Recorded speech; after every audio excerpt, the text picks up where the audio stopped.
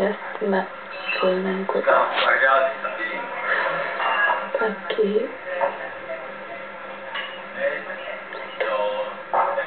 mä en osaa päättää kirjoja ja kaikki välineitä, jos kirjoittaa, piirtää ja maalaa, purkaa itteensä.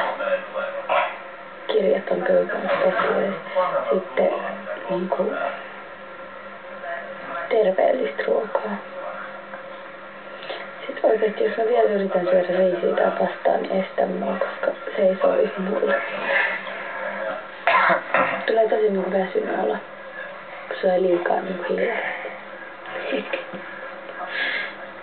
Sä et varmaan ymmärrä tällä mitään. Ei, mulla on ihan yksi paska haile, mitä mä syön. Voi. Tai siis sillä, kun mä tykkään sitä. Niin aivan.